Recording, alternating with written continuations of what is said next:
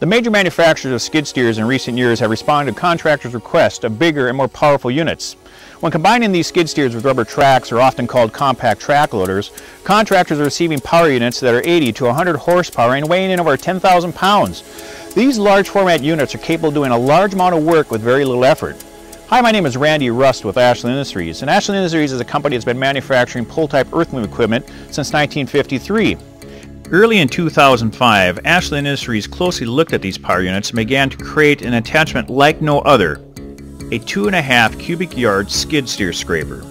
We started the patent process after a patent search and began to build the field test units to be sent to North Carolina and North Georgia. We selected two experienced contractors from these areas, Mr. Gary Anderson of Anderson Excavating from Murphy, North Carolina, and Mr. Earl Johnson of Johnson Paving and Grading from Blue Ridge, Georgia. And this is what they had to say. From anyone that looks at it, anyone I've had look at it, they say the same things I did. That'll never work. It's too much weight for that machine. You know, or more than that, what is that? You know, no one even knows what it is. Well, I knowed it was a pan, but I didn't know what it was used for because it was sitting out there by itself.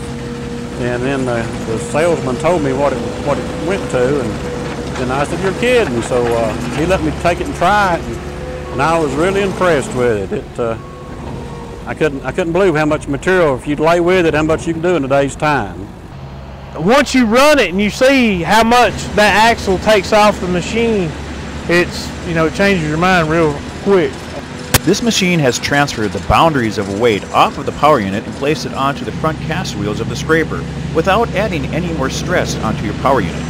It's less stress in my opinion because it's carrying the weight and it's rolling weight. It's not dead weight.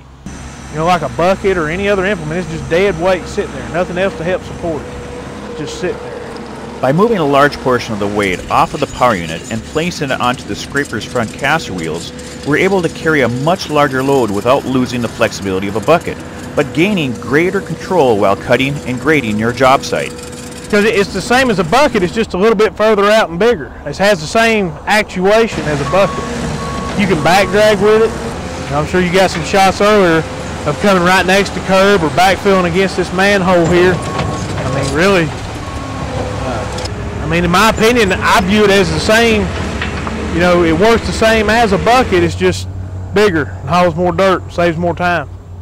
I've done some chicken house pads, 400 by 700, and they'd be out of balance 6 inches, and I'd peel 3 or 4 inches off and take it to the other end and spread it without having to haul in a bunch of other equipment.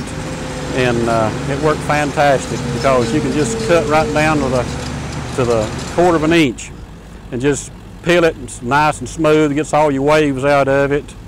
Even you can scrape a road with it, you know. And so it's got a lot of features about it.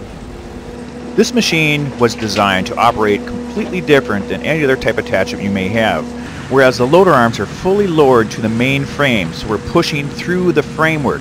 We're utilizing this power unit not for the lifting functions of the loader arms, but more for the power and the traction that they're able to provide. All the functions of the machine, whether you're cutting, transporting your fully loaded scraper, or placing your dirt, are controlled completely with auxiliary hydraulics. The only levers I hit with this is my auxiliary hydraulic. That's all I hit all day long. That's all I use. Because you keep your weight down here. You don't have it out here. You keep it down. So it gives you good stability and it's not hard on your loader. So you're not getting all that flex in it because it's down close to your frame. You're not raising, lowering, anything you're doing, and it's a smoother ride, you know, because you have an axle out front rather than your machine bouncing you all the time. The universal quick attach mounting plate is secured onto a pivoting rock shaft near the rear of the scraper. This allows the scraper to pivot independently from the power unit. Together with the oscillating front caster wheel system and this rock shaft, it provides you a smoother ride while transporting 3 times the payload. You know, when you're carrying 3 times the amount of dirt that you can carry with a bucket, I think people will become to like it, you know, real fast. They'd have to because they're getting their job done quicker and with less wear and tear on their machine. There's no end to it, just like a skid steer. It's just so many uses with a skid steer and a pan. You unhook your pan, put the bucket on, but you got to get your dirt there.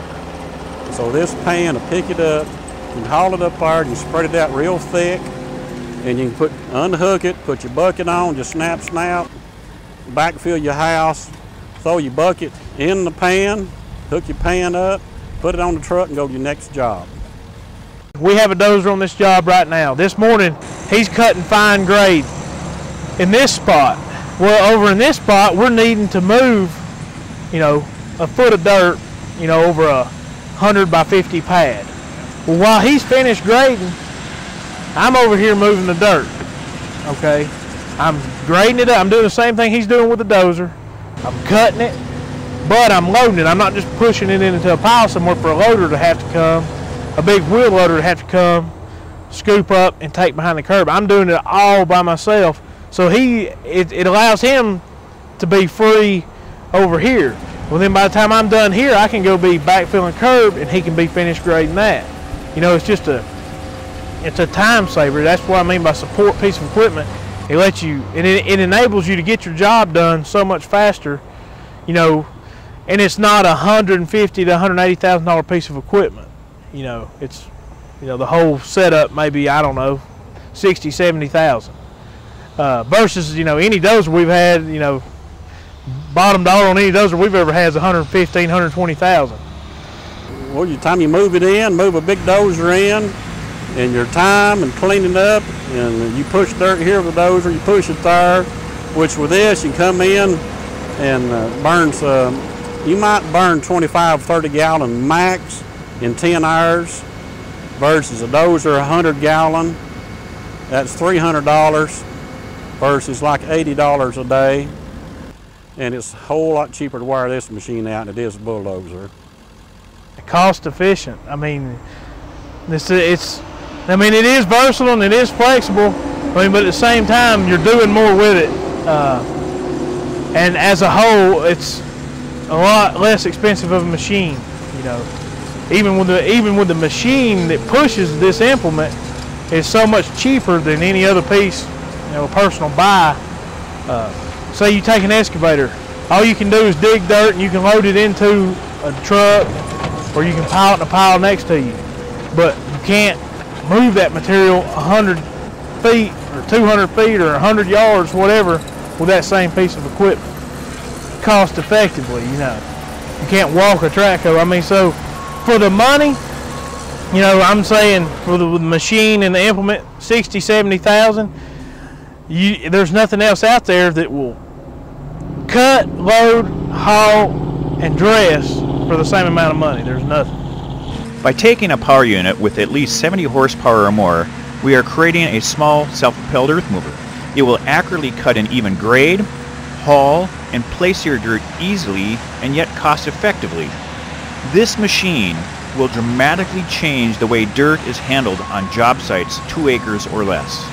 Because people will see this as, well, I can do this. It's not just a bobcat or a skid steer with a bucket anymore. It's actually an earth mover. So on an acre project, where we would have to charge a significant amount to bring big equipment in, this guy, say that owns this, he could come out here with 2 of these machines. He'd only have as much money in 2 of those machines as we would have our 1 dozer. So, he could probably move dirt for cheaper than us, as long as it wasn't rocky. You do McDonald's, Wendy's, just a small acre lots that you got to, strip the topsoil off and balance the dirt out. And you can move in a big tri-coat and dozer and knock it out, and you don't have to waste all that time of finish grading it when you can move that out and take it to another job, come in with this machine and do all your fine work, and it just it's just hard to explain. The parallel linkage arms that secured the bowl to the frame are mounted very low along the sides of the bowl near the bottom. This low mounting point, along with the linkage arms pulling the bucket rather than pushing it, and the front caster gauge wheels prevent the bucket from gouging in. This makes grading about as easy as it can get. It's not dependent on the machine to keep the grade. You've got 2 tires out in front that are staying basically on the grade that's in front of you, and you're only cutting 6 inches of that at the most.